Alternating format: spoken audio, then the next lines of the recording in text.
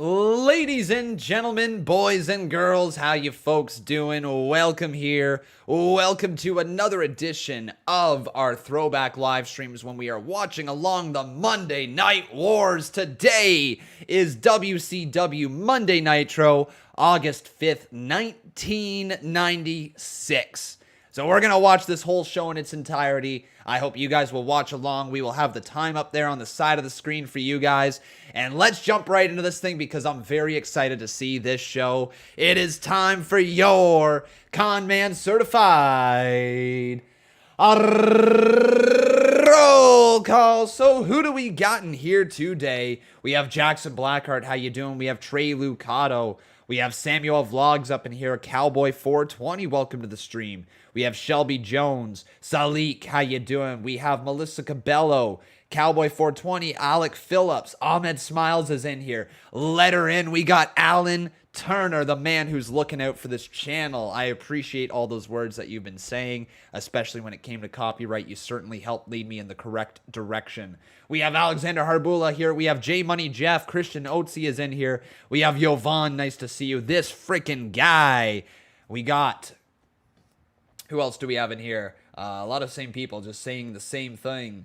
Cubs fan, how you doing? Welcome to the stream. And Trey Lucado, Clayton as well. Welcome, my friend. All right, here we go. Unbroken is in here as well. Let's get straight into this thing because it is time for WCW Monday Nitro. We are going to pull up August 5th, 1996 right here, and we are going to sync it up. We're pressing play collectively as a group in 3, 2, 1, go. Boom, boom. We are all synced up. Let's do it, everyone.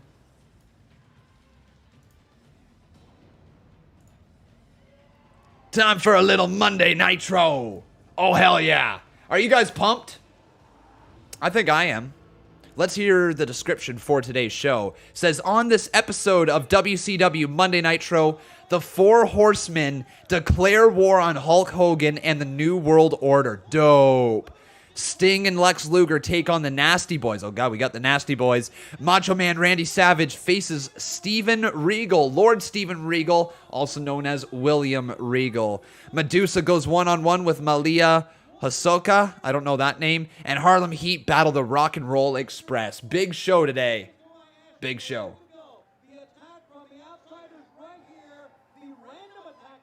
The attack from the outsiders. Remember, the outsiders can attack at any given point. Real men do their fighting in the ring. Hulk Hogan is a man suffering from delusions of grandeur. His flunkies are following him into this pony. I went over this scenario in my mind. Larry Zbyszko. Man, I really like him on commentary. Just where it's going to go. And all the outsiders did with their New World Order is light a gigantic fire underneath this pan. And this Saturday, they're all diving swan style right in it. You're talking about, of course, Hog Wild on Hog Wild. Oh, so that's the upcoming pay-per-view. Now, last week we noticed that we had some empty chairs across the ringside.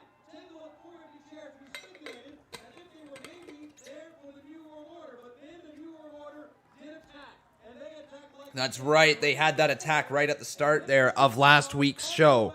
Or I guess a couple weeks ago's show when we last streamed it. But still, that took like, what, almost a half hour of the show? That was where Rey Mysterio got tossed into the side of the trailer. That was where there was a beatdown. Man, it was nasty stuff. Obviously, it's not, but I got an idea. It's going to be handled different, Tony. Unbroken says Larry was awesome as a wrestler. He actually started as a huge face. Interesting. Larry Zbyszko, when did his career start? Oops, that's the wrong person. Oh, we got some people coming out here to ringside. There's some big dudes. Scott Norton.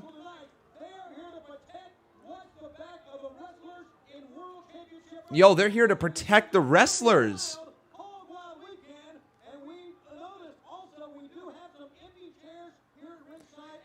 There's some more empty chairs at ringside. Maybe that's supposed to be for the New World Order. So Larry Zbyszko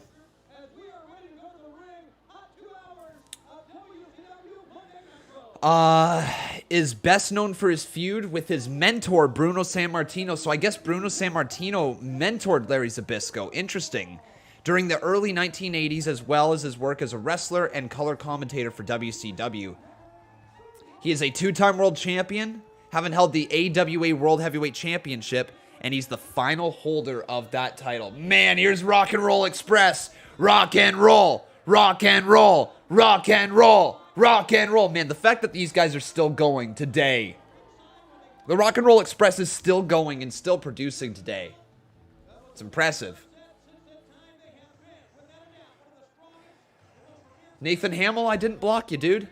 I think you've got it in your head that I blocked you, but I can literally see your chat right here in the live chat. Time for a little, can you dig it, sucker?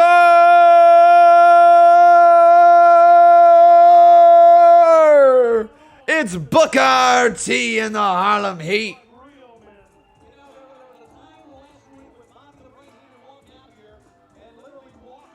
Can you dig it, sucker?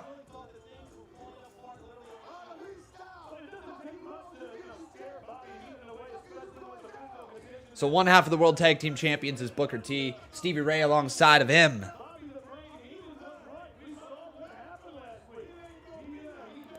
So Larry Zbyszko trained under Bruno Sammartino.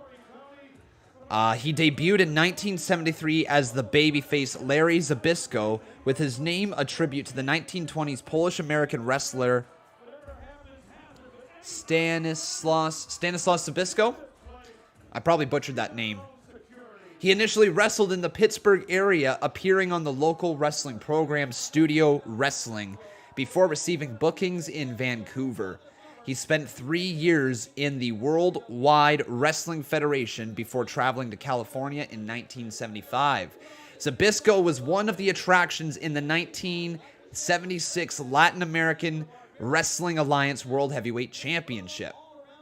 Oh, I misread that. Latin America, not American. Latin America Wrestling Alliance World Heavyweight Championship scene. Okay, cool. Held in Guatemala City under Jose Azari Promotions.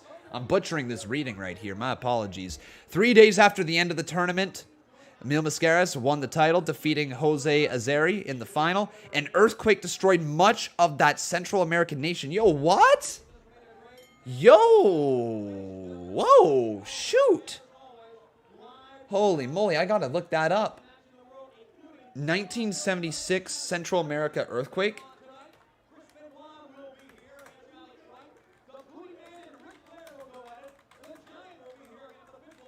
Whoa. The 1976 Guatemala earthquake. Jeez. Magnitude of 7.5. Holy cow.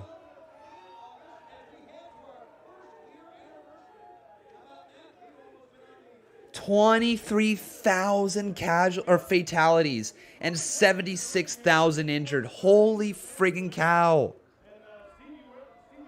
All right, so that took place just days after that tournament. Crazy stuff. So Zbyszko eventually returned to the WWF in 1976 and formed a tag team with Tony Guerrera. I'm not sure how to pronounce that name. And he won the tag team titles with him.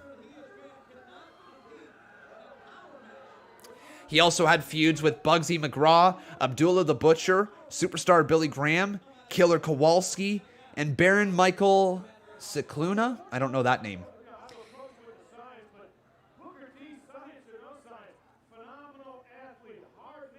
He started becoming a heel during his career. Interesting. And he had a much, much better run as a heel. Cool. He was in TNA for a little bit as well. God, so this man's been everywhere. Cool. Mr. Raul Kapar, how you doing, my friend? Welcome to the live stream. Hopefully you're doing well on this lovely Wednesday afternoon.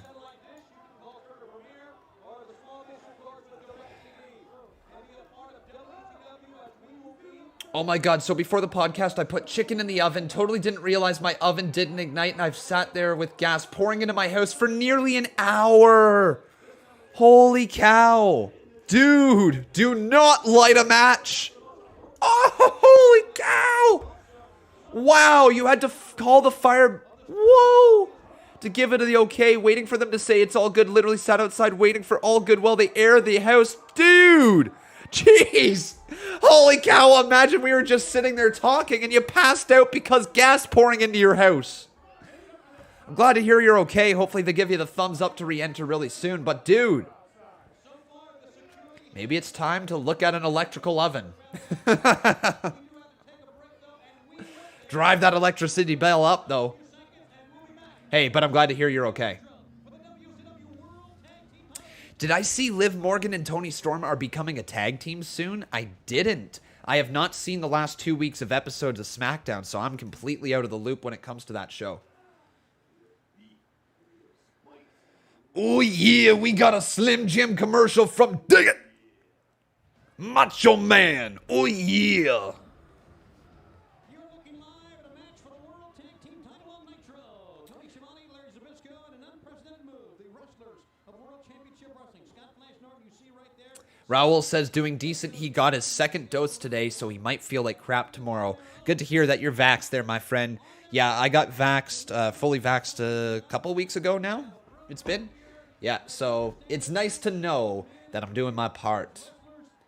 Out back as well. As you know, last week the attack was made out back, Larry. We've got wrestlers on with chairs outside. Oh. A couple weeks ago, the outsider. Remember, though, make sure you vote for what show did you watch back in the day. Did you watch Raw or did you watch Nitro right here? Mr. Luck70 says, hope everyone is good. I'll talk to everyone later. See you later, Lucky Luck. Hopefully you're doing well, buddy. Good to hear, Samuel Vlogs. Good to hear that you're doing a little better, buddy. Yeah, I'm feeling all right, guys. Thank you for asking. They're referring to the issues that I was having yesterday when it came to my breathing and the anxiety that I was going through. I'm still a little tight in the chest, if I'm being honest, and not 100% feeling like myself. I don't think I'm going to feel like myself for quite some time. I think this is something that is just going to become a part of my everyday life, and I just have to learn to manage it, you know? But I had a good, restful night, been drinking lots of water, had a great talk with C Wrestling and Botch Guy. I really love the Unnamed Wrestling podcast. I think it's something that we could do for a long time to come, and I think we'd have lots of fun doing it. But yeah, feeling much better here today, guys, even if I am still dealing with some stuff. Eddie saying, did I hear that SummerSlam could possibly be canceled and move back to the Thunderdome? And did I also hear that WWE is considering moving back to the Thunderdome due to the state of the United States right now with the COVID virus? So yeah, I heard about it. As of right now, what I have seen is it still sounds like they plan on going to SummerSlam at the arena that they had previously intended to go to. This is from WrestleVotes. It says, sources say that SummerSlam happening at Allegiant Stadium is still the plan, with the event being just 2 weeks out. WWE has had conversations with the city and venue, and as of this very moment, this was at 9:38 a.m., as of this very moment, all things remain on track, okay? So as of now, SummerSlam's still going to go ahead, but we'll obviously keep our eyes on it. It would be brutal if we lost it. It really would. But at the end of the day, you want to make sure that you're looking out for the health and well-being of not only just the superstars, but the fans in attendance. But I think if Parker was smart, he would have learned the hard way a little while ago and come out, manages them, but leaves Sister Sherry at home.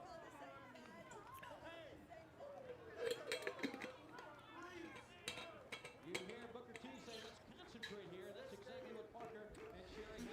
How hard is it to just mandate vaccines for certain indoor activities? New York City just did it. How hard is it for other cities to do it? Slippery slope, my friend. Slippery, slippery slope. I'm all for encouraging. I'm all for people having the right to choose.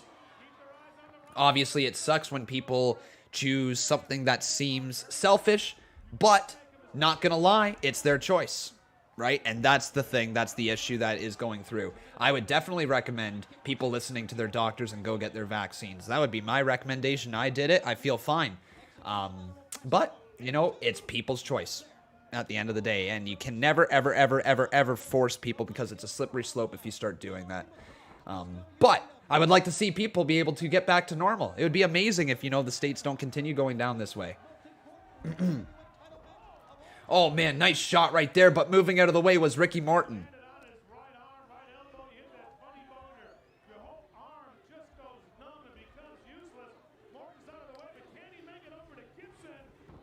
But I'm here not to talk about COVID, guys. I'm here to talk about wrestling.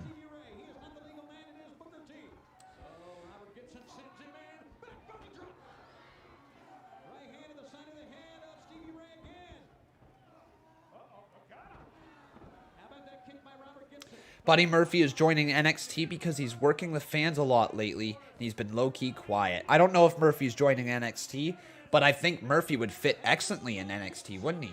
Excellently. That was a tough word to say somehow. Uh-oh. What the heck? Oh, this dude just got punched in the face, and there's a boot from Stevie Ray. Into the cover. It's over. Stevie Ray and Booker T pick up the win.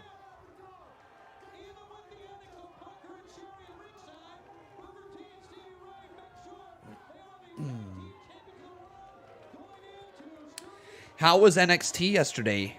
Enjoyable enough. Certainly enjoyable enough. I hope you guys are doing wonderful so far. If you are, do me a real solid favor and leave a like on this video. Also making sure you are subscribed to the channel. Here's the problem with this being a live streaming channel on YouTube. Notifications do not get pushed out the way that they should because of how we stream. I do a lot of streams close together. My notifications just don't get pushed out. You hear Botch Guy talking all the time about how he only has a certain amount of notifications. That's the same deal here, but unfortunately with me being a live streaming channel and the times that I stream, there's not much I can do about it. So if you guys never want to miss a stream, if you never want to miss an episode, make sure you turn on your notifications, okay? Turn them all on. That will give you the best possible opportunity to get into all of these streams. Check your sub boxes. I am live usually around the same times every single week. If you check here on Tuesdays, on Wednesdays, on Thursdays, and on Fridays, you should see a stream at 1:30 p.m. or 2:30 p.m. Eastern Standard Time, somewhere in that range. On Mondays, on Tuesdays, on Fridays, you should see a stream at 8 p.m. Eastern Standard Time. So make sure you just keep on coming back to the channel around that time, and you'll likely see me being live. Thank you very much for watching, guys. Keep on leaving that like. The Nasty Boys are speaking right now, and they look nasty.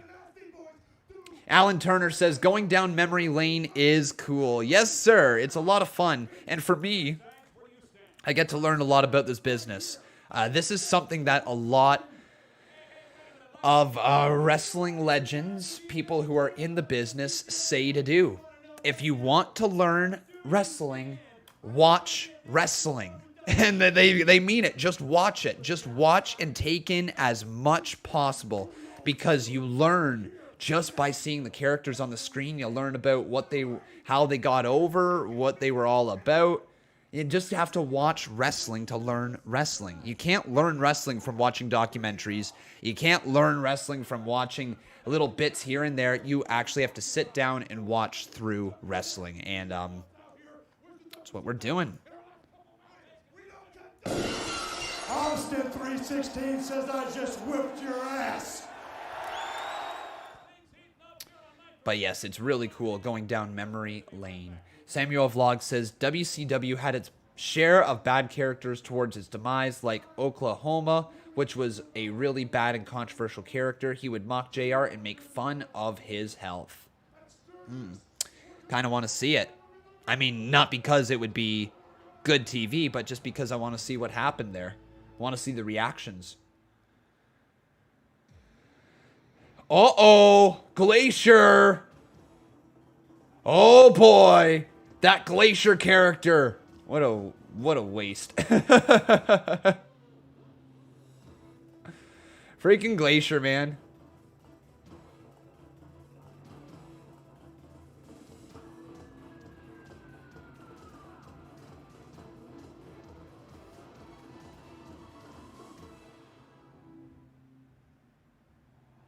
Glacier coming soon. How long was Glacier's career? Some of the most important matches ever. One match is going to be the Battle of Ice. And that's going to be Medusa against Nakano. Medusa will have her Harlem. Nah, not long. 1996 to 1997. Really not long inside of WCW.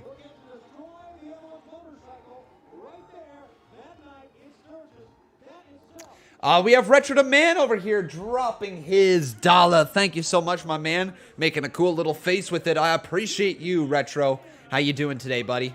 You doing well? I hope so. We got Malia Hosaka. Malia Hosaka. I don't know how to pronounce her name. I think it's something like that. Never heard of her before. Where is she from? Malia Hosaka.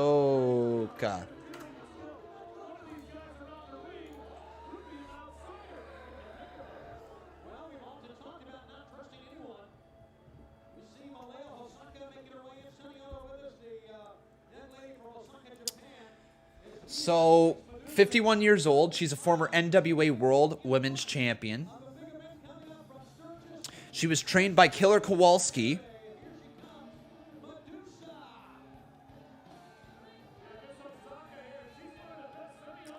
She was in Eastern Championship Wrestling for a very brief time. Here's Medusa.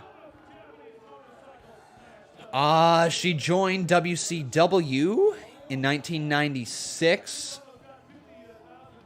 Not really much of a career. Like, seems like she was all over the place, but she doesn't have that much in her career. What was she for championships? So she was the Cauliflower Alley Club Women's Wrestling Award, the IWA Women's Champion, the NWA World Women's Champion, NDW Women's Champion. Pro Wrestling Illustrated ranked her as number 35 of the best 50 women's singles wrestlers in 2008. Interesting. Interesting. And then a few other things. Cool. I really don't know much about her career. She's probably a solid worker. I can see her already moving in that ring. Probably ahead of her time. More than anything. Oh, punch right there to the midsection from Medusa. Medusa up and over, and she could work into the cover. Count of one and a kick out by Malia or something like that. Medusa now.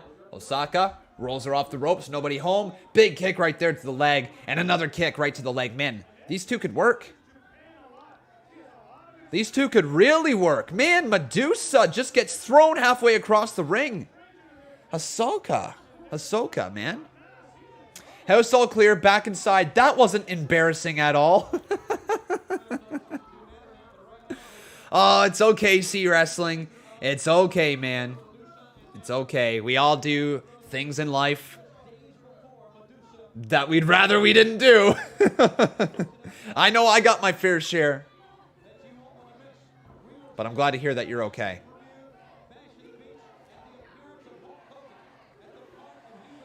Man, Ahsoka, really a solid worker. How have I never heard of this lady before? Oh, spinning heel kick from Medusa. Knocks her straight down, but a double leg takedown there from Ahsoka.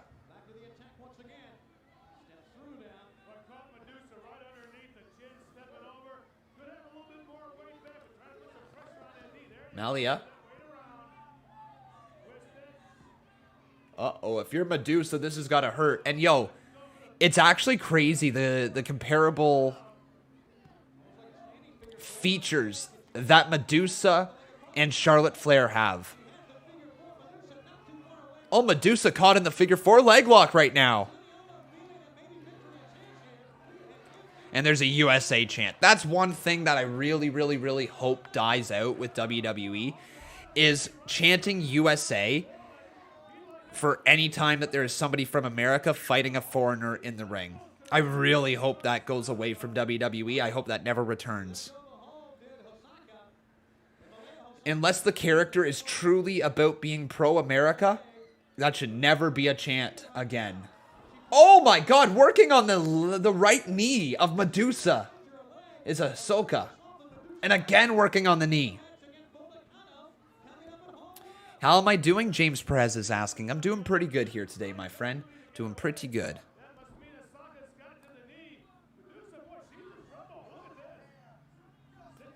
Thank you for asking. How you doing? I hope well.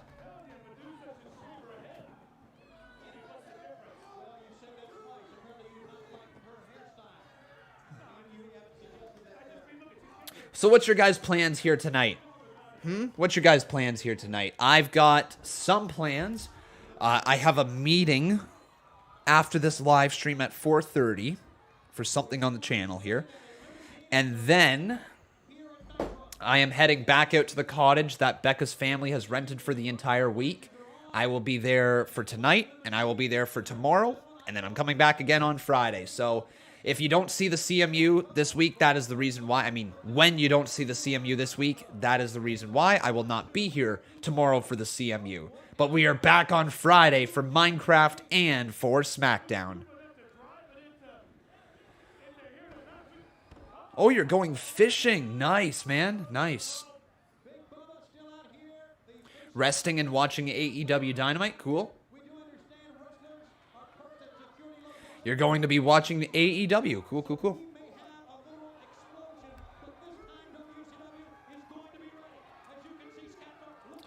Oh, Medusa with a beautiful superplex. Medusa taking out that dude at ringside as well. Oh, but Hosaka to the cover. 1, 2, Medusa got covered. Oh my god! Hosaka just beat her. Yeah, Alexander Harbula, I just said we will be live on Friday with Minecraft and SmackDown. So don't worry. This Friday we are live with Minecraft and SmackDown. Hosaka wins, man. Wow. That's really surprising. She's good in the ring, though. Really solid in the ring. I see why she was ranked number 35.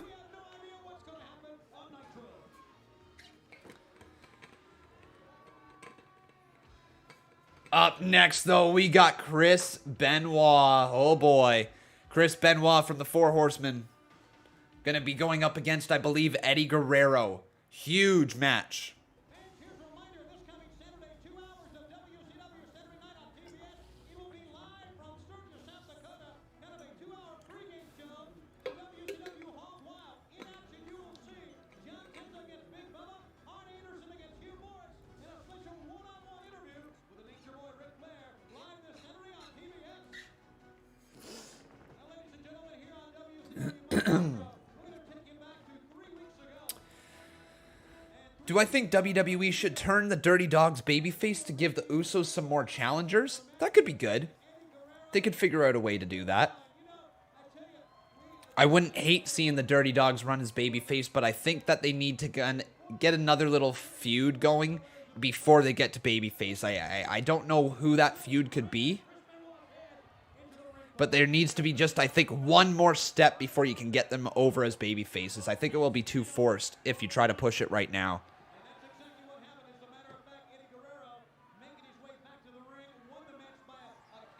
So this is 3 weeks ago where Chris Benoit lost via countout to Eddie Guerrero, and I think we're dialing it back here again. getting ready to come to the ring here. You know, we talk about deals that have been made. Dean Malenko very obviously said this past week on Saturday night that Jimmy Hart and he had a business arrangement. And the business arrangement was this. If he takes care of Chris Benoit, All right, so who's this? Oh, maybe we're not getting Eddie Guerrero. Alex Wright. Okay. Using his weight here, his political connections, promising title shots, and Jimmy Hart's a man that can get one, too. I always liked Chris Benoit. I mean, this guy's got such a snap to all of his movement, always in control of his balance. Alex Wright here, good as he is for being a young kid. Sorry, I just had a few little sneezes right there. the youngster from Nuremberg, Germany, here in the ring to face Chris Benoit. And let me say, you talked about a very influential person as Jimmy Hart. He already has secured the match for Dean Malenko. Whatever happened to Eddie? Oh. What did he die of? So Eddie Guerrero, I believe, passed away due to a heart attack, did he not?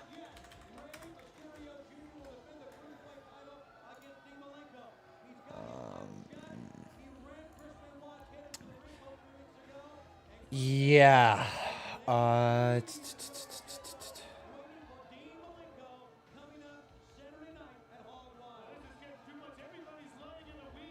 Yeah, heart failure due to underlying cardiovascular disease. Heart failure. Yep, heart attack. Oh boy, it's just such a sad thing that happened. Like, wrestling has so many sad tragedies in it. It really does.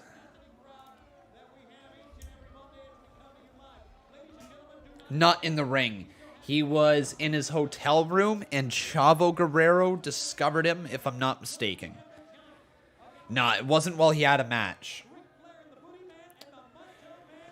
All right, we got ourselves Chris Benoit versus Alex Wright.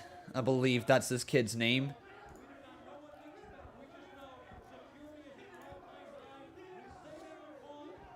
Yeah, Alex Wright in a singles match against Chris Benoit.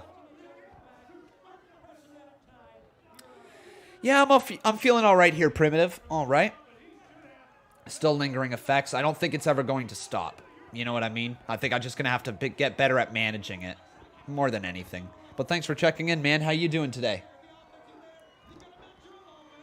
Yeah, Primo Cologne says, Peyton Royce said in an interview recently that she was close to asking for her release in March before Rhea Ripley convinced her to reconsider. Well, she got released anyways.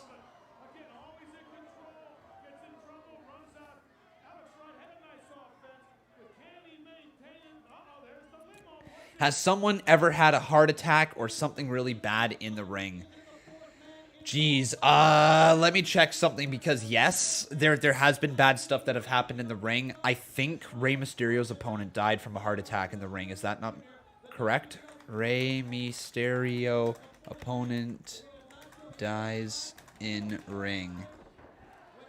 The Mexican wrestler Pero Aguya. Oh man, I don't know how to pronounce this name. Oh goodness, Pero. Mexican. God, I don't know how to pronounce this name.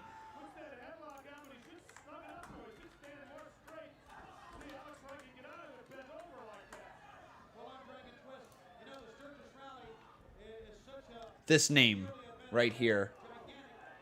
We're gonna play this name for you guys. Aguayo. Aguayo.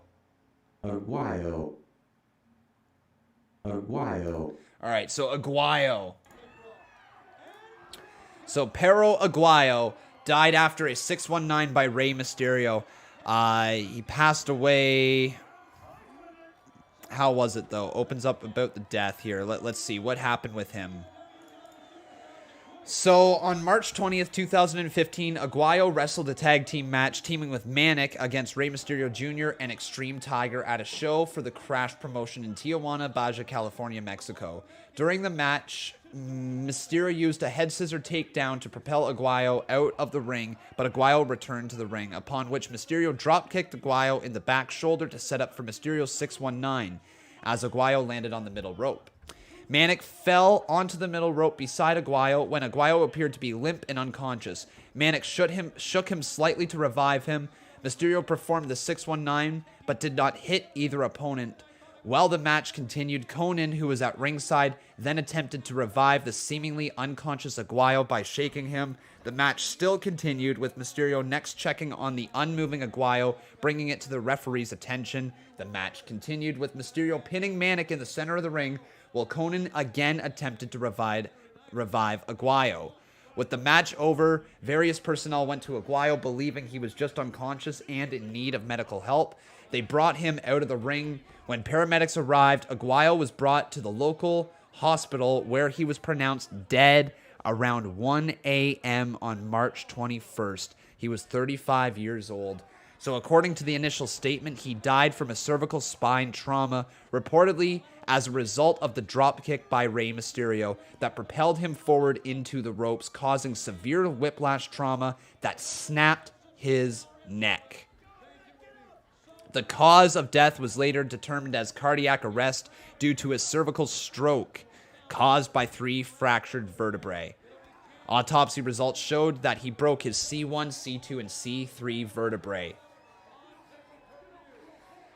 So, it was a freak accident that happened in the ring. Very, very freak accident that happened in the ring. But stuff doesn't always go well. You know Owen Hart's tragedy as well, right? There's a lot of unfortunate tragedies inside the ring. Nick Gage almost died in the wrestling ring due to severe blood loss. He had to be airlifted out of there.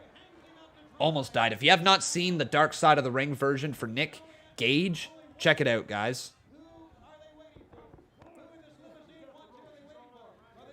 And Alex Wright gets his hand on the bottom rope. Maybe it's someone else's limo just waiting to pick somebody up. I don't know. I think that history would prove out that it's a little fortunate as much as the fourth. Big knee drag. Here he goes. Alex Wright into the cover on Benoit. Count of one and a kick out by Chris Benoit. Remember, though, to drop that like if you're enjoying the show. I seen that, Con. I was afraid to ask that to you. Oh, don't worry, man. Don't worry. We're here to talk about whatever.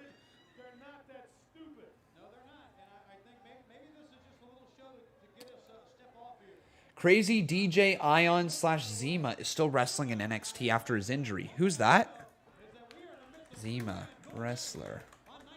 Who the heck is Zima? Oh, Joaquin Wilde. What was his injury?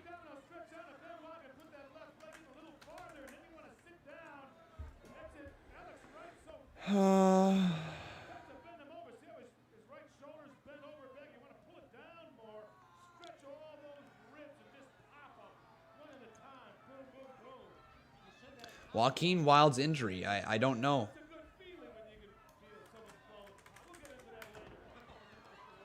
Arm drag takedown. I'd rather just stay with this right here. And Chris Benoit. Much the offense in this match has been Chris Benoit, but look at Alex Wright's fight back. Chris Benoit, who there you got to admit it, is Mr. Awesome. Yeah, I don't know. Kicking on the way up. Oh, yeah, he leads an offense, and that's good, but he's able to maintain the offense. He's always in control. I mean, as was mentioned on Dynamite, when he did show up, he was legally dead for 8 minutes before being revived, and he had to be restrained from re-entering the ring. Get back and sit down, keep it balanced, and this is making Alex Wright suffer. I'm told that. Yeah, Jerry Lawler having the heart attack at ringside, that's another scary moment. I saw that happen live, like watching on my TV. I think a lot of us did. Scary friggin' moment. Oh, that was so uncomfortable. On WCW Monday Nitro, we are live and we are red hot, and we still got some tremendous action still to come.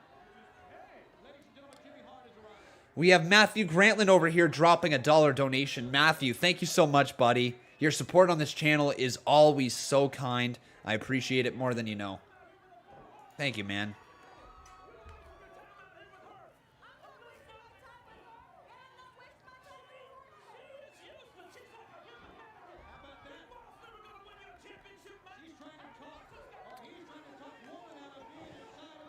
Samuel Vlog says it was a spectacle to see Nick Gage live at the show last week. I mean, I bet it was. It was a spectacle for sure. Couldn't take your eyes off of it, but whether that's a good thing or bad, I'm not too sure.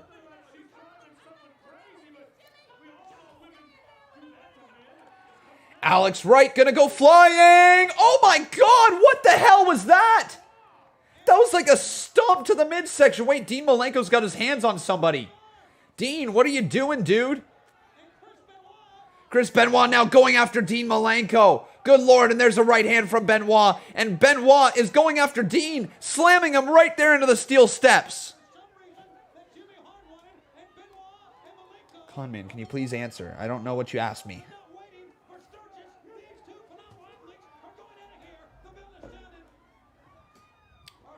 Who do I have winning, Roman Reigns or John Cena? Roman.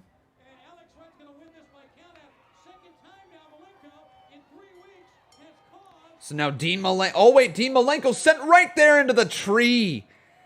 Ouch. That had to hurt. That could not have felt good. That limo is still just chilling there. Is it going to be It might be Ric Flair inside of it. It could also be Hulk Hogan, Scott Nash, and Kevin Hall. Kevin Nash and Scott Hall. I messed that up. Kevin Nash and Scott Hall. Scott, did I just say Scott Nash and Kevin Hall? I totally did. Holy moly. Wow.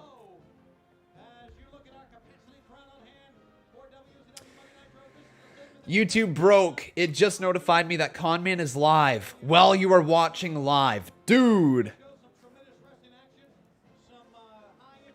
Hey, here comes Steven Regal. Mr. Regal.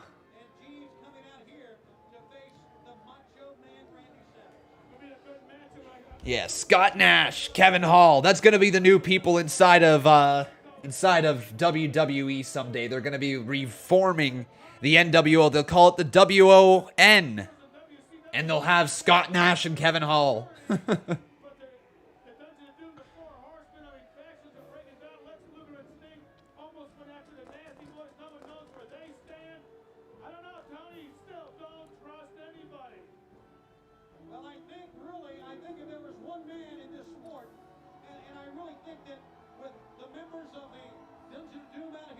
Man, Macho Man.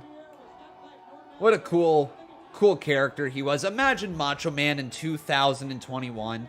Legit. Imagine this man in 2021. He would be one of the biggest stars in wrestling.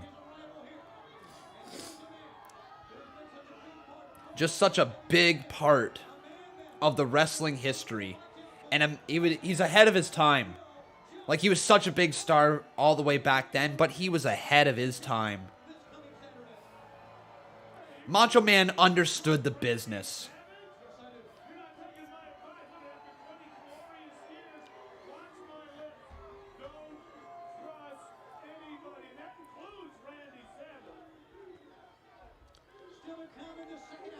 Matthew Grantland dropping another $1 up in here. Thank you, buddy. Goodness, you're so kind.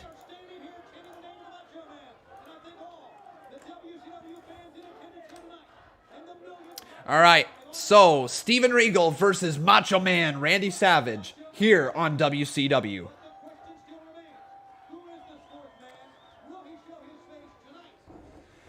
Kevin Langoff says Sasha will win. He's referring to the match between Sasha Banks and Bianca Belair that is to be coming up at SummerSlam. At least we think it's going to go down at SummerSlam, right? How you doing, Kevin? You doing well here today? I hope so. Ooh.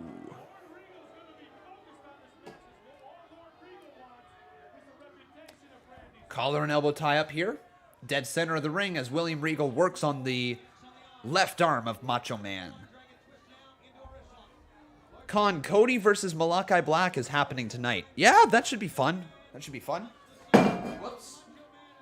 Just kicked my water bottle over.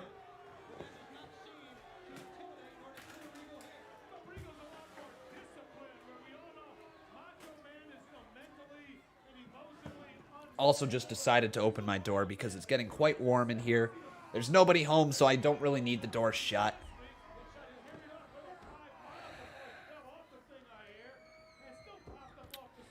Kevin Langoff, it's the streams. It's the streams. I do know what that is. It's totally the streams because I have it a little bit right now. I have it literally a half hour before I start to go live. It's becoming a thing that I'm noticing, and I just have to figure out how to manage it properly. Certainly have the first step in identifying what is the cause of it.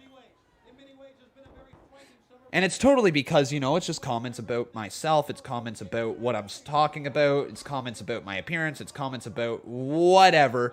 It's a lot centered around me, and it's a lot to always have coming into your mind, right? So I need to be better at, one, managing how often I look at the live chat. I can't let it dictate literally every single second of my stream. I got to just be able to talk and look away from the live chat and then get back to it a few times here and there. So that's a good way to start managing it for myself.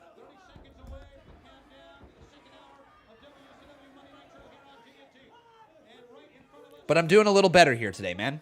Thank you for asking. If Bianca Belair loses the title, I would love to see her turn heel alongside Naomi and win the women's tag titles. Cool. What'd you have for dinner there, Mr. Raul Kapar? I'm hungry. I could eat. If I heard about the segment on All Elite Wrestling last night that made fun of mental health and sexual assault, what are my thoughts on that? If you would like to know my thoughts, I believe we touched on it during the Unnamed Wrestling podcast earlier today.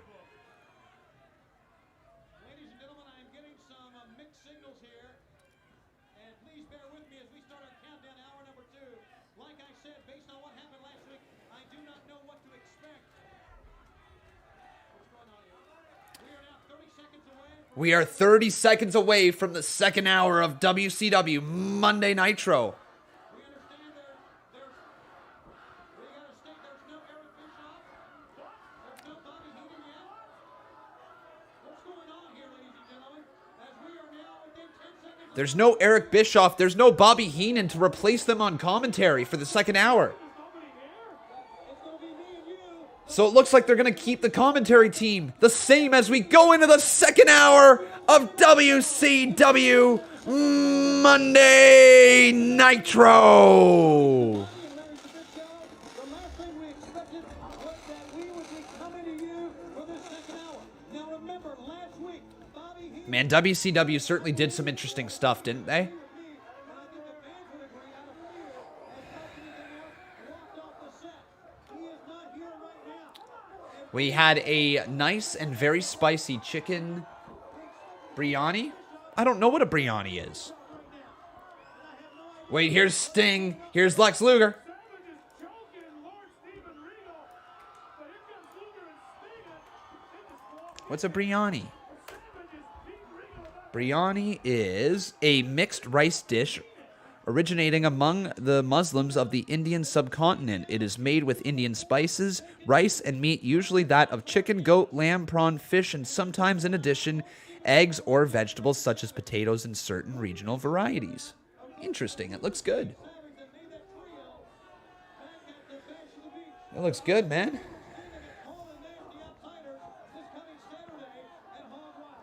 Oh, there's literally restaurants here in my town that serve biryani if I wanted it. There's 4, 5 restaurants. Holy moly. I didn't realize that my town had that many Indian restaurants. Cool. I've never seen anything like this in my entire broadcasting career, fans, because we have wrestlers around the ring. So Sting and Lex Luger are literally sitting at ringside. Guys, I got to show you this. If we're able to flip the camera around. Sting and Luger are literally sitting at ringside in the chairs. Look, now Regal's taking a seat in the chair. But they were literally sitting in those open chairs right there. And here they go, back down, taking a seat. Look at Sting. Imagine being that dude in the front row, just sitting next to Sting. You'd be like, hey, Sting, how you doing? Luger right there as well. Not as many people care about Luger. A lot of people care about Sting, though. Macho Man to the top rope. Macho Man! Elbow drop! 2, it's over.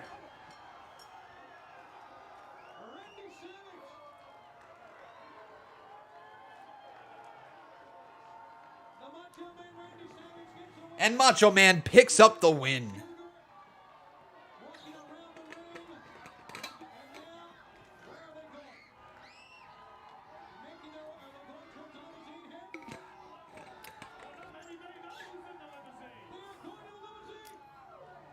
So WCW in 96 would be getting a 2 to 2.5 rating. And then in late 97, they were getting 3 to 4. I think for AEW, subtract a mil and 1 to 1.5 is good. And if they can get 2 to 3 in the coming years, they will be good. Possibly there, Kevin. We'll see if they're able to crank the 2 mark. If they can start cutting past the 1.5 mark on a regular basis, I think 2 is within reach. If they can't get past that 1.5 by the end of the year, I'm not exactly sure they will be cracking 2 million.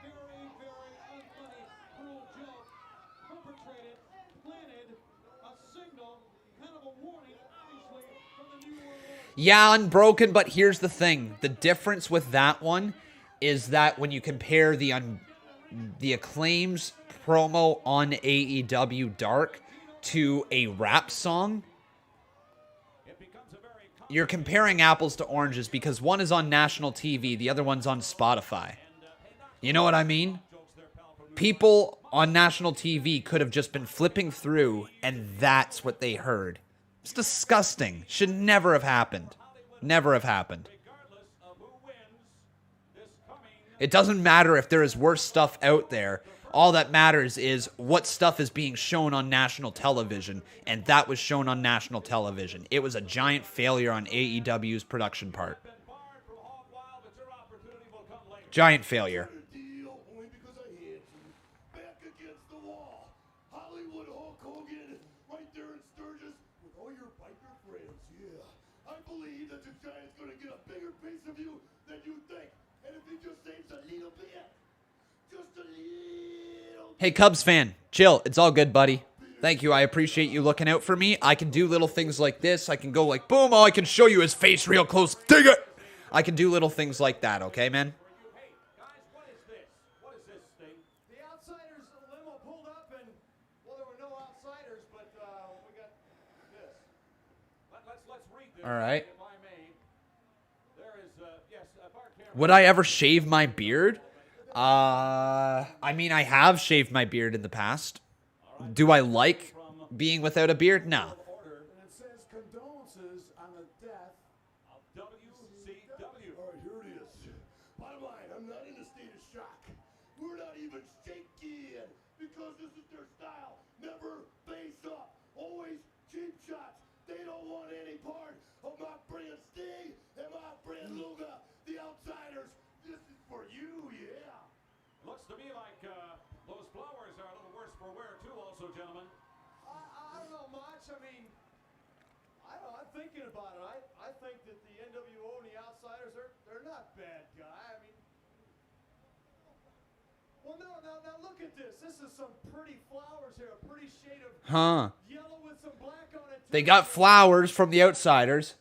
There's a major problem, though. I hope they can get their money back because it says the death of WCW, and the bottom line is WCW is alive and well. It is very much alive and well, and I think Macho Man and Lex. All right, yeah, WCW's alive and well. I see a very long and healthy life right here at WCW. Sorry, Outsiders. Mach, could you hold these for a second, please? All right. One of us should kick a field goal. One of us should kick a field goal. Hang on. Here. Gentlemen, this is the way they're going to be treating this I've apparently. been a little clumsy lately. I dropped it. All right. Here we go, Macho. Going for a field goal. Freddie Cox here. Field goal!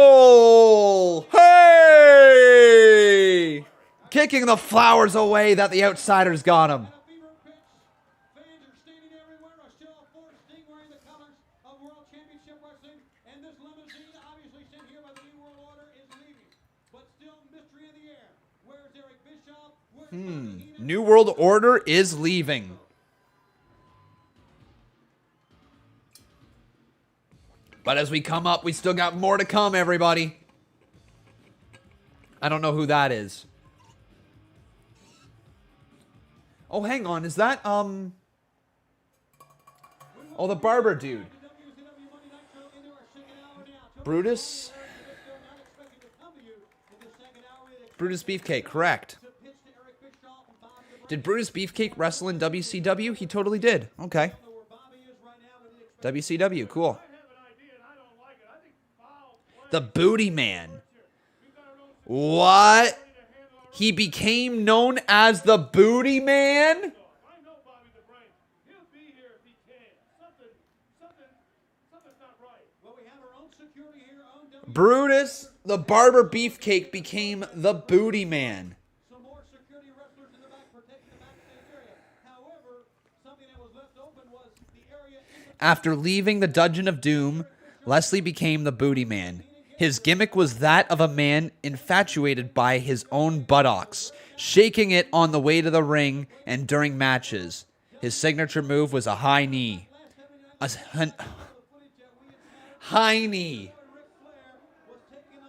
His signature move was a high knee, also known as a high knee. Ric Flair to break the figure four. It was very obvious that he wouldn't break it. And then Eddie Guerrero comes in.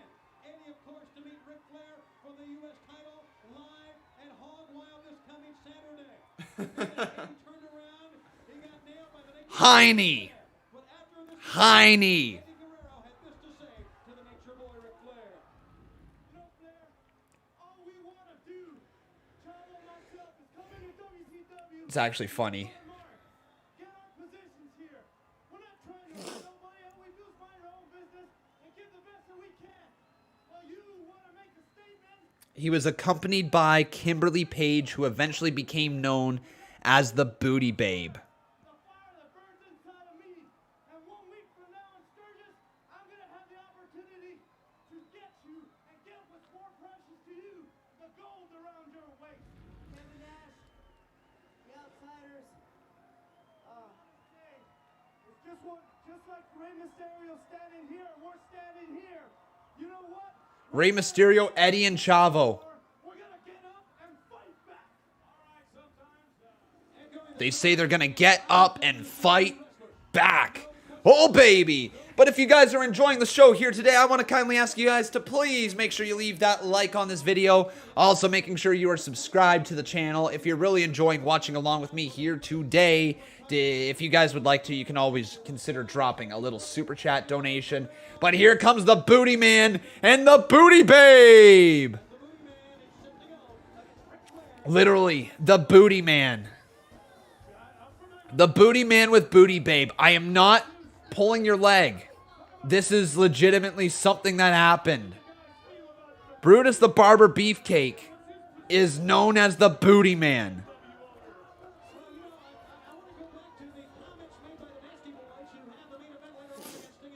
I can't believe this is what we're watching. Close friends and having close friends of Hulk Hogan as well as the Booty Man.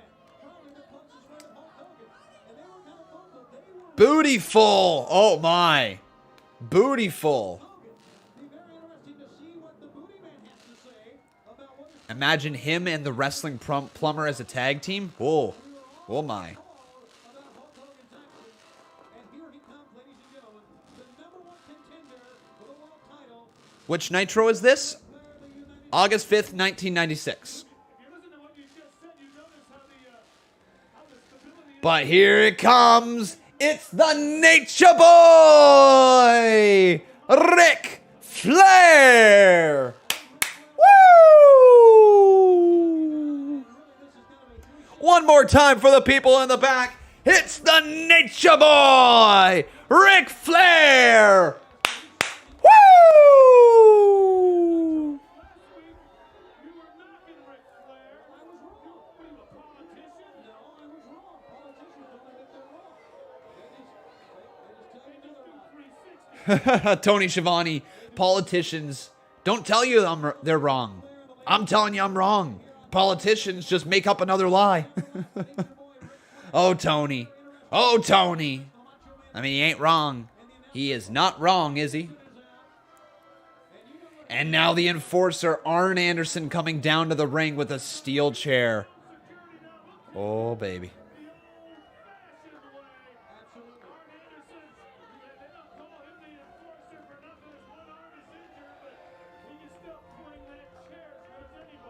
I have never seen anything like this before in all my years, fans, where wrestlers have come out in a show of unity.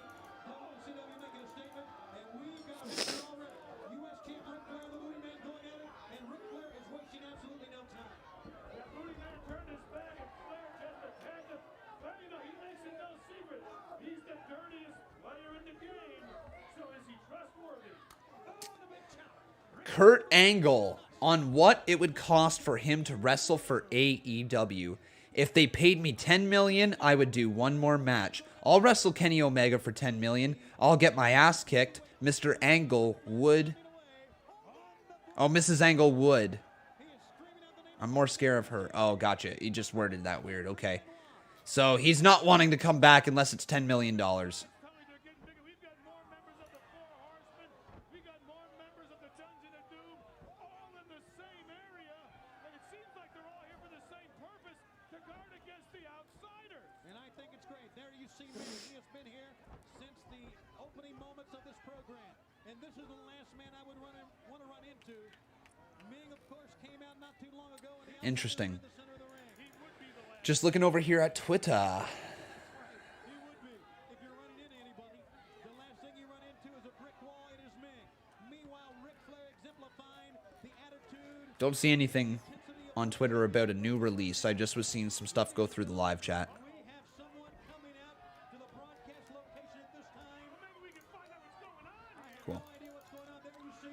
Oh, hang on. Here's Bobby the Brain Heenan.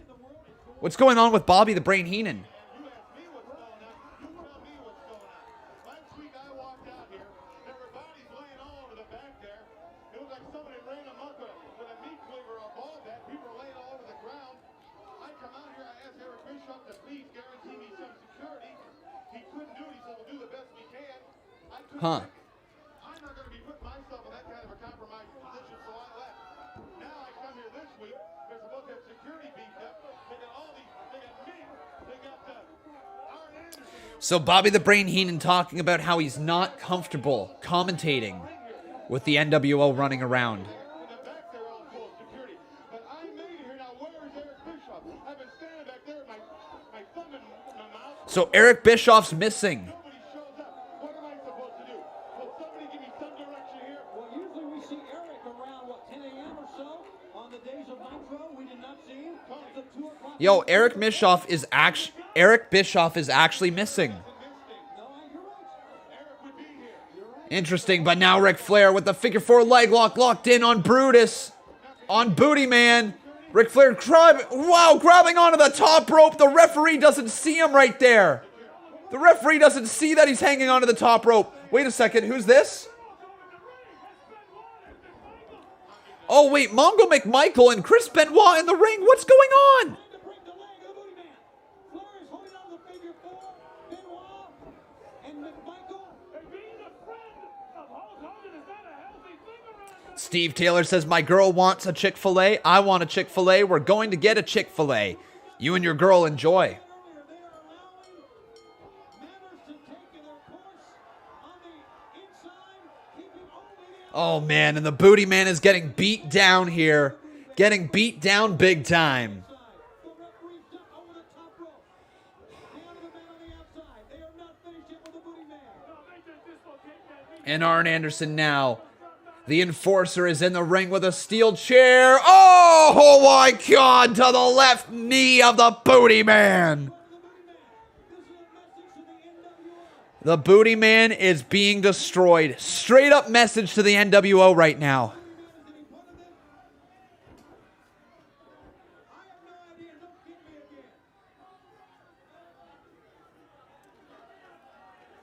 And Mean Gene getting involved.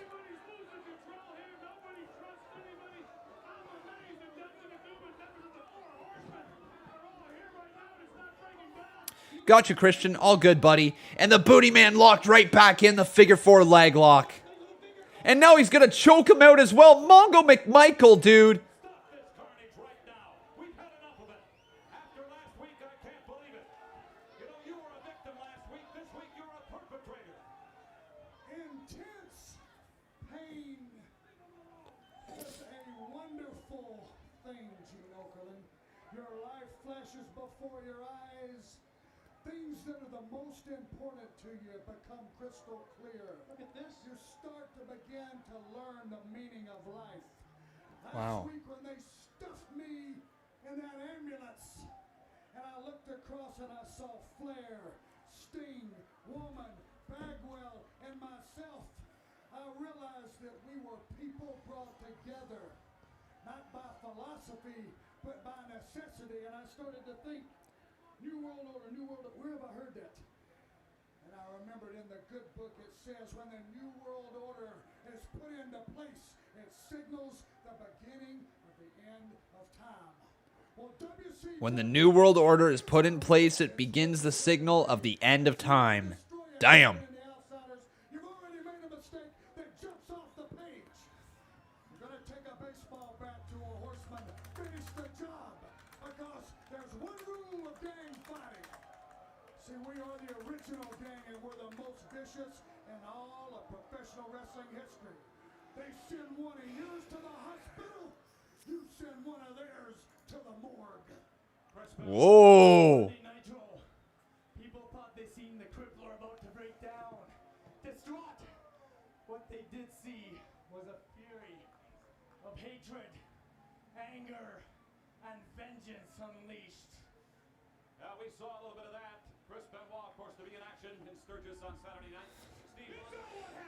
Steve Mongo McMichael getting on the mic now. Baby. Well, let me tell you what, outsiders.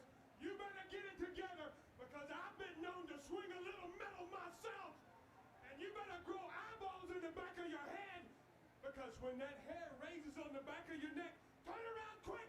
It'll be the Four Horsemen, baby. Thank you, Ric Flair. Ric, thanks for Come here.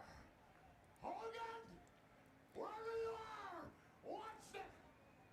Watch this, says Ric Flair. Hogan, wherever you are, watch this. Oh my God, going right back to work here on the Booty Man. Give me the microphone, says Ric Flair. Tell him, send the word. We take it. Eugene, Hogan, you want our attention? You just got it. You want our attention? You just got it. Because you woke up one day, you became a bad man. You're so wrong. You have made a mistake. This is my best friend. And you crossed the line, pal. And now, wherever you are, He crossed the line. the price. You're gonna pay the price. Best friend, This is towards Hulk Hogan. big boy. Come get me. Bruno. Thank you very much, Ric Flair. Stay tuned. We've got more Nitro live from our night when we come back. Anywhere, anytime, pal, says Ric Flair. Damn, so they are really getting towards that match between Hulk Hogan and Ric Flair. Down the line, Four Horsemen going up against the NWO. Cool. What do you guys think about these WCW watch-along streams so far? Thumbs up, thumbs down, fist emoji here in the live chat so far on these WCW streams. An act of cowardice, maybe it was, but the carnage was certainly felt. We all felt it. One of the most talked TK said that All Out is going to be the biggest event of the year, and he said you'll be impressed who's on the roster after the event. Fair enough.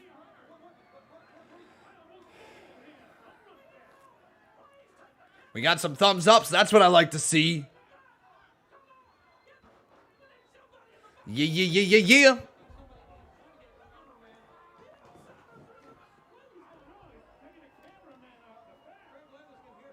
Good stuff. Okay. He said the outsiders were back there. He said the cameraman is going to the back. Apparently, So this was last week with the Outsiders, the attack that they did. So the last time that we streamed WCW, this is what we witnessed. Dungeon of Doom, boy. This is not the place for a Dungeon of Doom. This is serious business here. Look at him. What's he doing? He's going berserk. He's trying to stop this match. He's trying to get anybody he can to help. And he's got the attention of Right, Jimmy Hart was really trying to get people's attention the last time that we watched. And you got Luger and you got Sting to go out to protect and fight the NWO. That's right. Yeah, last week we saw NWO destroying people backstage. Rey Mysterio got destroyed. I think Eddie Guerrero got destroyed. Chavo Guerrero, I think it was as well. Oh my God. Very entertaining part last week. There was Rey Mysterio with the crossbody, and Rey literally got sent into the side of a freaking trailer like a lawn dart. Why is SummerSlam on a Saturday? It's always on a Sunday, because WWE is attempting to try out some more pay-per-views on Saturdays. They see a demographic to go after, and they want to try to hit it. And then Macho Man went right on the top of the limo.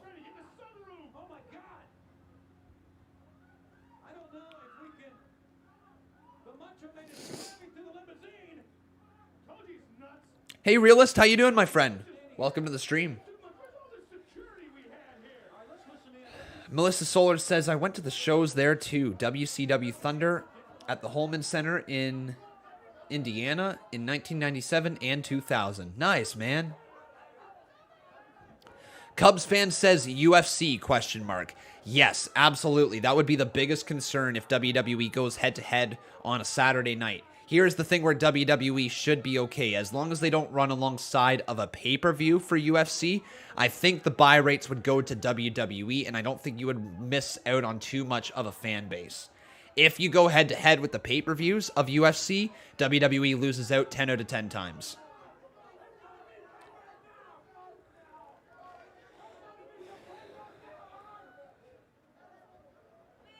Nah, I actually don't think it's a bad idea going on Saturday. Personally, I prefer Sundays just because it works better for me as a streamer and as somebody who happens to watch WWE for a living. In terms of viewership, Saturday is far better.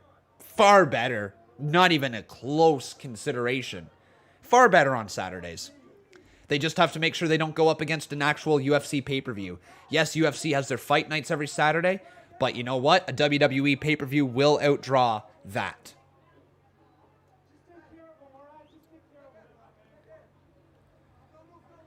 You thought there was a big boxing match on the day of SummerSlam? There might be. This might be WWE attempting to go after more of that crowd as well. You got to think if there's already a combat fan base on Saturdays, maybe WWE's trying to tap into that, right?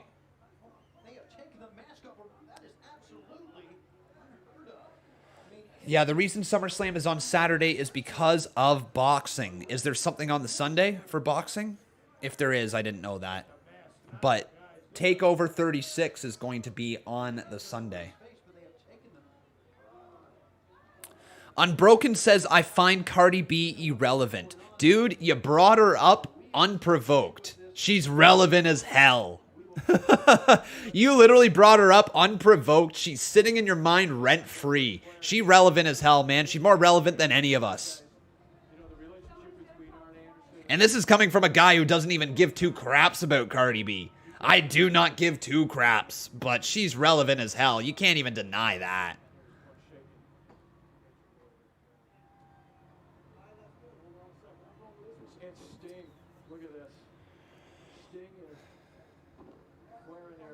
So this is the replay from last week with the attack that we saw.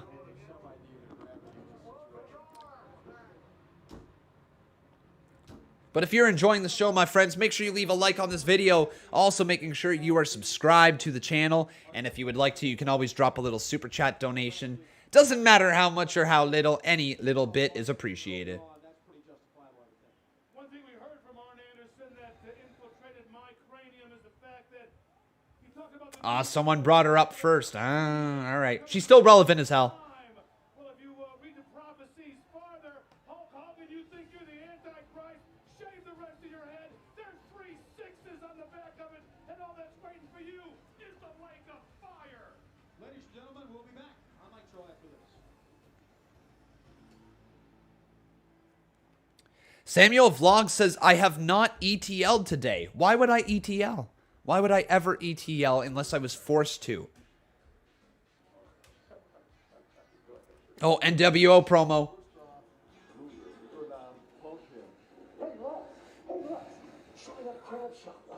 Well, it's something like this.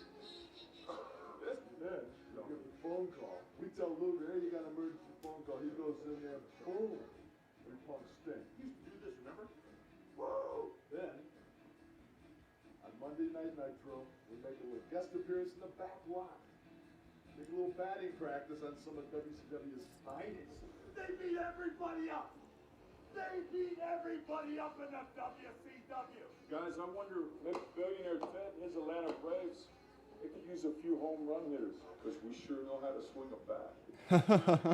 Take a look at us. Hulkster becomes the NWO World Heavyweight Champion. August the 10th, I am going to beat the Giant on August the 10th. And you know something, guys? August the 11th, man. It's my birthday. Happy birthday. This promo, man. This promo. V5 thumb.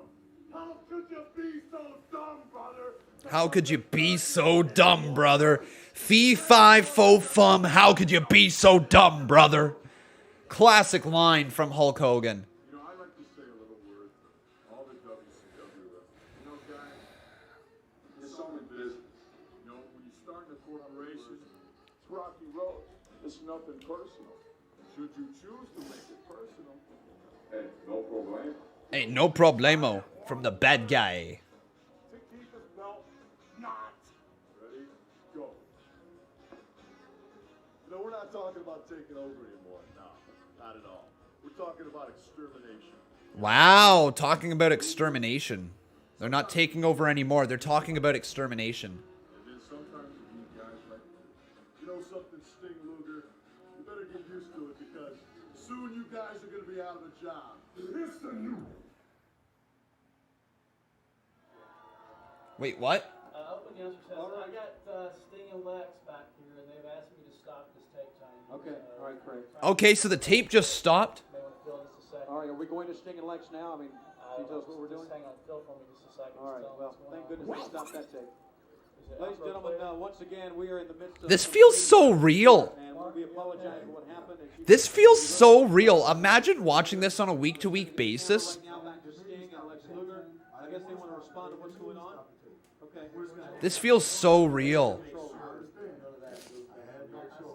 told me to stop the tape.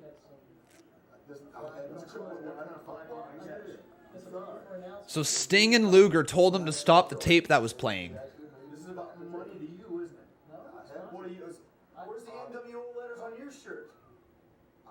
I understand. I'll just hang out here for a while. I understand. Make sure that no trash goes on the air.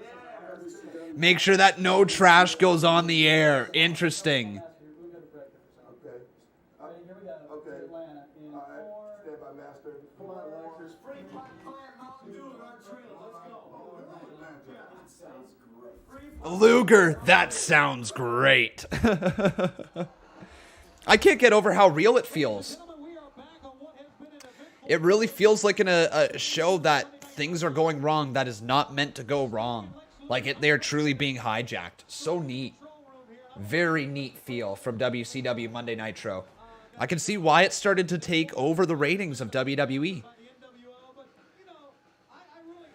When was the first one that they broke the ratings?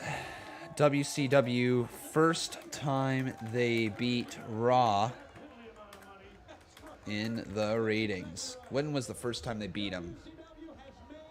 July 6, 1998. The match drew a 6.91 rating for the quarter hour, the highest rating recorded in the ratings war up to that time. Wow. Goldberg pinning Hulk Hogan. So there's no doubt Goldberg was a draw back in the day, right? Goldberg was a draw back in the day. As he talks about August 10th, he talks about the next day being his birthday, and he talks about what he's going to do. Turn the title into the NWO title. I never thought I would say this before, but I'm going to say it here right now. Here comes the giant. News for you, brother. And here he comes. The reason why we had news. 7'4". Oh, wow, what? And when you're 450 pounds, This week in wrestling history, WCW wins ratings war against WWE. This was on June 17th, 1996. Wow, so WCW started to beat Monday Night Raw in the ratings before the NWO showed up. Is that accurate? Is that accurate? Hang on. It might be.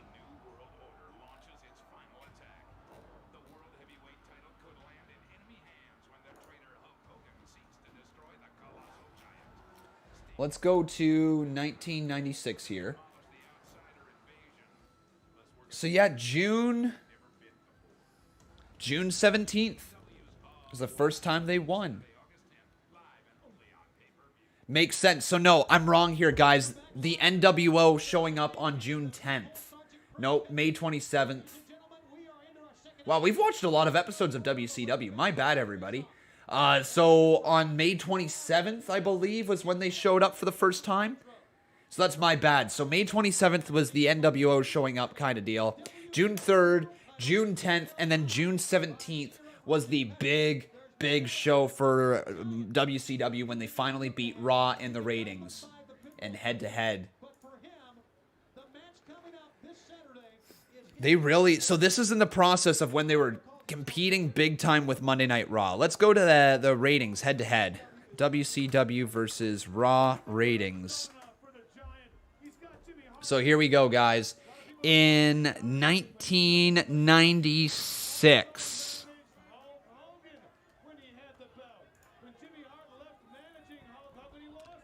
1996,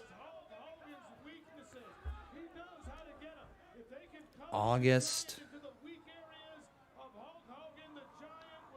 August the 5th. We'll find out Saturday night. But the Giant has a big advantage with the mental power and the knowledge of Hulk Hogan inside Jimmy Hart's head.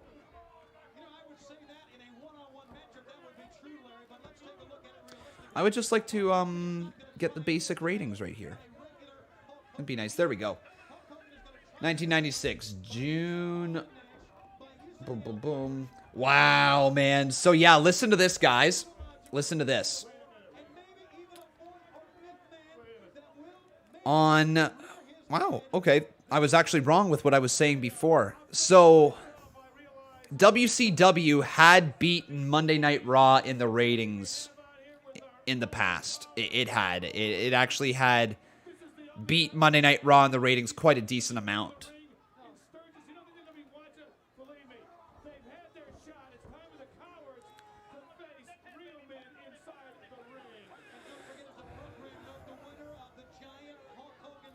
But once June 17th hit in 1996, WCW proceeded to go on a long tear of some great television episodes. This one right here, guys, drew a 3.0 rating. This show right here drew 3 million viewers. Next week's drew 3.3. The week after that drew 3.5. Then it drew 4.3. Then 4.3, 3.7, 3.6, 3.4, 3.3, 3.5, 3.2, 3.2, 3.5, 3.4, 3.5, 3.2. It held over 3 million viewers for a long time. And it wasn't until February 17th of 1997 that it dipped to a 2.9 and proceeded to pick back up over 3 million all the way until April 28th. And then it dipped for a few weeks, back up there again. Then it proceeded. Wow, man. Look at this. It really picked it back up. It got into the 4s. It got into the 5s, man. February 16th, 1998. WCW drew a 5.1 rating, and Raw only drew a 3.0 rating in comparison. Wow. No Pittman and no Teddy Long either. Well, the Giant is an awesome human being. Look at Damn. But then things started to turn around. Monday Night Raw started to pick back up after that. April 13th, Raw passed Monday Nitro, 4.63 to their 4.3. We had 8.9 million people watching wrestling. Wow. On TV. They flip-flopped to a 5.1, 4.4. Went back and forth with it. But then Raw started to take hold and destroy them in the war. Holy cow. What? I don't think I knew that WWE was getting this type of ratings in 1999 and 2000. I don't think I knew it, legitimately. Monday Night Raw, May 24th, 1999, drew a 7.15 rating. What was that show? May 24th, 1999?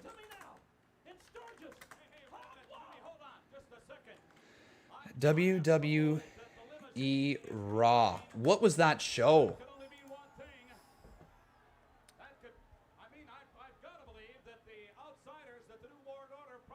Oh, this episode is officially referred to as Raw is Owen, the official Owen Hart tribute show. That's why. Okay. All right, my bad. So it was a tribute show, so it makes total sense at that point for Owen Hart passing away. But then on July 19th, holy shit, what? August 2nd drew an 8.85? What? August 2nd, 1999, Raw. It drew an 8.85. What was this?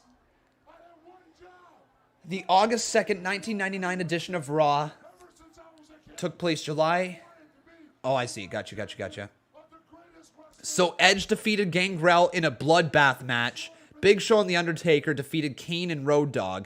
D'Lo Brown defeated Jeff Jarrett, the Intercontinental Champion, to become the IC Champion. The Big Boss Man defeated Viscera to retain the Hardcore Championship. Test defeated Rodney, and Steve Blackman versus Val Venus ended in a no contest. Why was that so popular?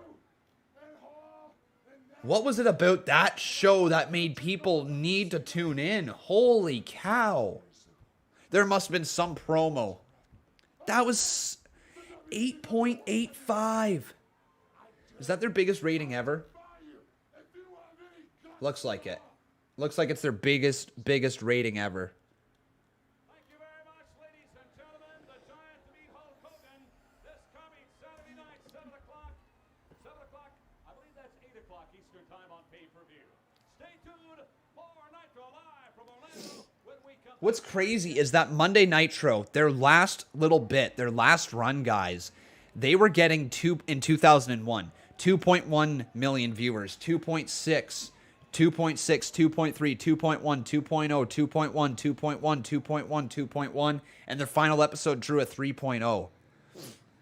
That's... They got bought out from having ratings with only 2.1 million viewers. Nowadays, Raw isn't even able to scratch 2 million. It's insane. It's insane. When you look at this, let's go back. History always repeats itself, right? So when did WCW start coming in? Here we go. WCW really started to take advantage when they switched over to the Monday Night Wars. They drew a 2.9, while Raw drew a 2.2 on their first night, September 4th, 1995. Nitro drew a 2.5 the following week. Raw drew a 2.2. Raw drew 2.5 the next week. Nitro drew 2.4. 1.9 on September 25th, 1995. That was the mark of the start of things to decline for WWE. The 1.9 viewership. So history repeats itself, guys. Those are numbers that you can see Monday Night Raw is pulling less than right now.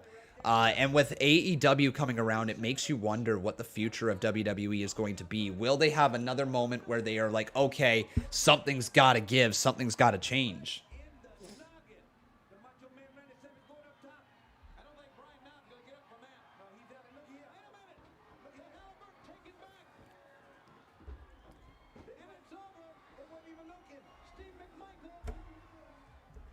Absolutely insane viewership that they had. Insane, man. Like, the fact that I'm looking through in 1990... Yeah, 1999 was a massive year for WWE. Probably the biggest year they've ever had for ratings. And 2000 was also really big. Man, 2001 was also really big. The fact that they were drawing over 4.5 million viewers on a regular basis... Something's going on here. And I'm telling you, it's a good question after watching what happened with the Nasty Boys Saturday night. Are these guys with the New World Order? We want to let you know that this is the beginning of a gigantic week. Well, here is Monday Night Raw's ratings for their entire life. So let's get all the way here to recent times, and let's see when WWE started to decline for their ratings. Oh, this only goes to 2013. 6:05 Eastern Time. We talked about also one-on-one interview with the Nature Boy, Ric Flair. And then, of course, we have coming your way live Here we go. Saturday night from Sturgis. So, in 2021 here, guys, Monday Night Raw just pulled a 1.8. A 1.8 in 2021. 1.9 the week before. 1.6. They drew a 1.6, man. 1.7. So that's 2021, obviously. Let's go back a little bit further. Let's try to go to like 2019 before the pandemic. Let's see what things were like in 2019 here for Monday Night Raw. So,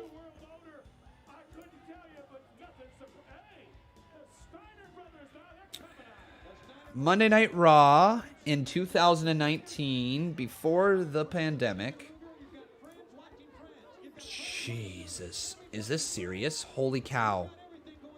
Wow. All right, so let's go 2018 here. This is towards the end of 2018. Monday Night Raw towards the end of 2018 was drawing 2.7 million viewers. 2.8 the week before that. 3.0 the week before that. 2.8 the week before that. 2.8. So it looked like it was coming in hot above 2.7 for quite some time. Then we went to 2019. And 2019 still was pulling about 2.7 before the pandemic hit. I'm really trying to find when that pandemic hit. So this is early 2019, so we can get through all of 2019. Actually, let's go right up to the point where The Fiend lost his title. So going into the Fiend championship match, by the looks of it, Raw was still drawing about 2.5. Ooh, that's a 2.1 right there. That's a rough one. A 2.2. So Raw went downhill.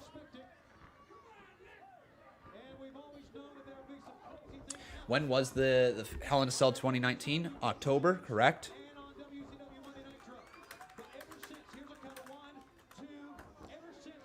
It was on October 6th. So let's go to October 6th.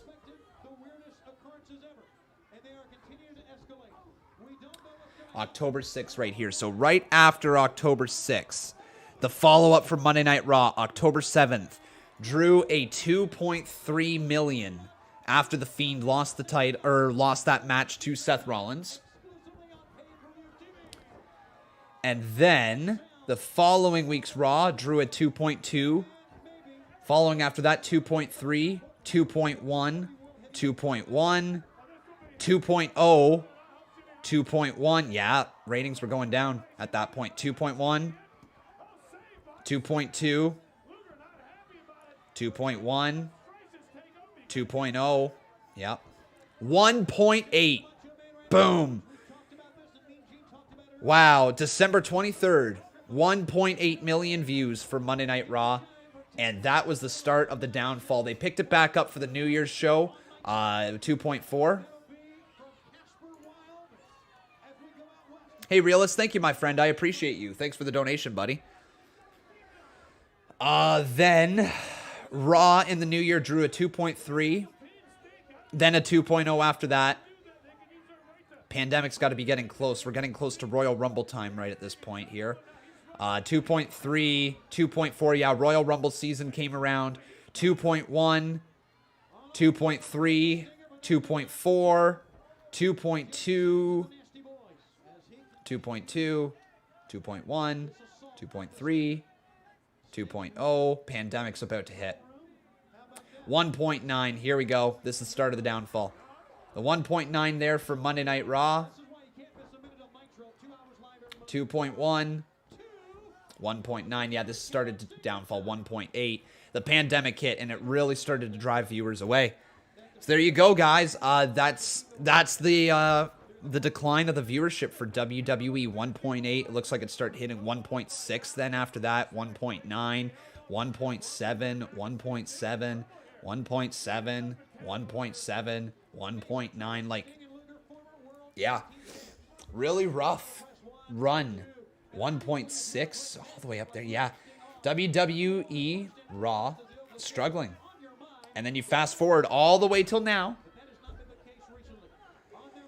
All the way to now. 1.8 is the latest ratings for Monday Night Raw with live fans back. You got to remember that. With the live fans returning, Monday Night Raw is still drawing roughly the numbers that they had inside of the Thunderdome. Yeah, Sting's fighting for his life in there, but he's got to do more than that. He's got to get away and tag Luger. Look at right there, Nas. He's the heavy one, about 320, sitting down on the back. Actually, he'll be sitting back farther. Sting trying his best. But the Nasty Boys are in the ring right now against Sting and Luger. He only lasts so long. He's trying to crawl his way over to the corner where Luger is. Can he make it? I still think we're in the middle of a wrestling boom period right now. I think it's bubbling. I think AEW is causing a lot of momentum, no doubt about it. But I also think the return of the live crowds has been pretty good. John Cena has been pretty good. I think we're in the middle of a boom period. It's going to keep going up, I think, and I hope. Thank you, Realist, though, for the donation. I appreciate it, buddy. If Sting gets hurt, what are they going to do against the outsiders? And a tag has been made. And a right hand there to the midsection of Sting from one half of the Nasty Boys. What did you guys think about the Nasty Boys? Thumbs up, thumbs down, fist emoji. I'm a almost all the way thumbs down, but still I'll give it a fist emoji. Just not a fan of them, so it's like that, you know, like a little bit of a diagonal down.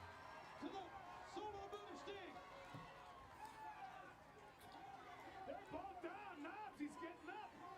He's going over. He tags Sags. Sting make it. Tag has been made to Luger, and in he comes with a drop kick. Oh, back elbow right there. Luger, man, running right out of the gate, hot and heavy. Big clothesline, taking down everybody in his path.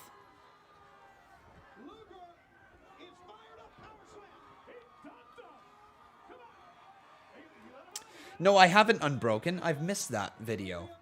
Luger going for the torture rack. Oh, but from behind.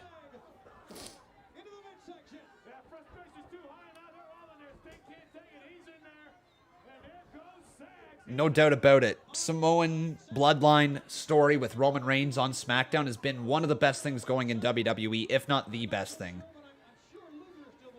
When do I think Dynamite will beat them in the ratings? Good question. It's tough to tell. It's tough to tell. If they keep on creating hype around their shows like they are, it's not going to be long.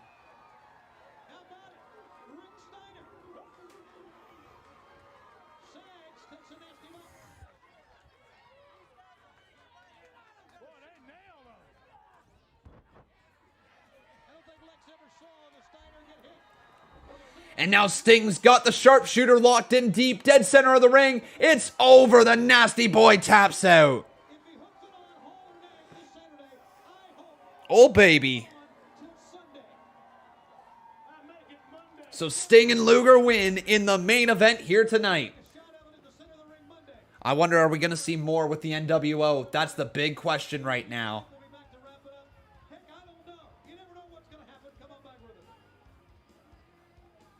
We got a few more minutes in the show.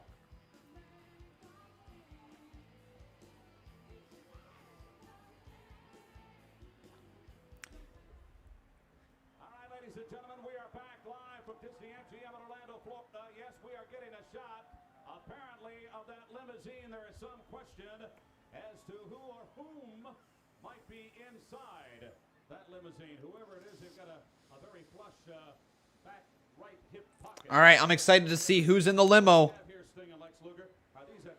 Oh, we got two little kids in the ring flexing. Very good.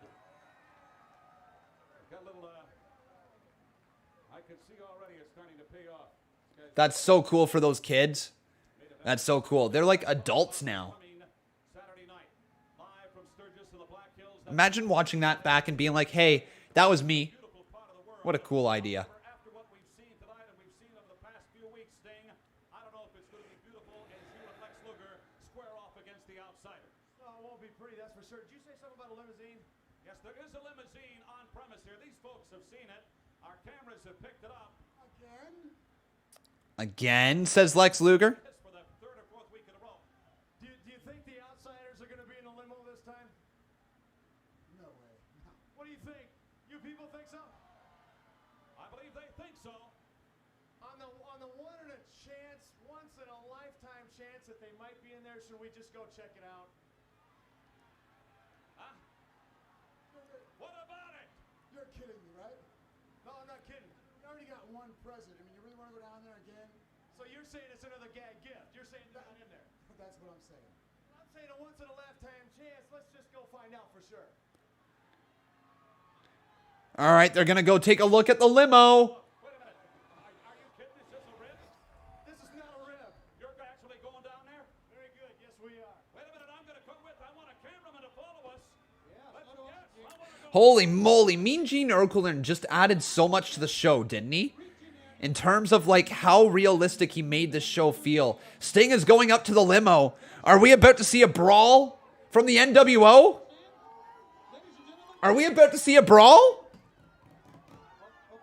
Sting. Let it run. Let it run. I want to see who's in there. Oh. All right, we gotta go, fans. We'll see you. We'll see you at Hog Wild Saturday night. They just tossed something. Someone slammed the door shut. Good night, everybody. They just tossed something at Sting. What's in this bag? They're And it's over. What a cliffhanger. Wait. After the show exclusive, what's this?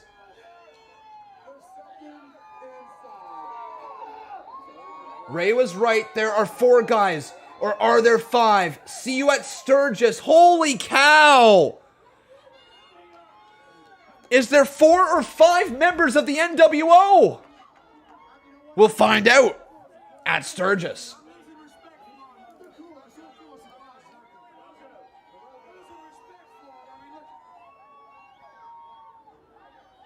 In the Turner bag. Oh, baby.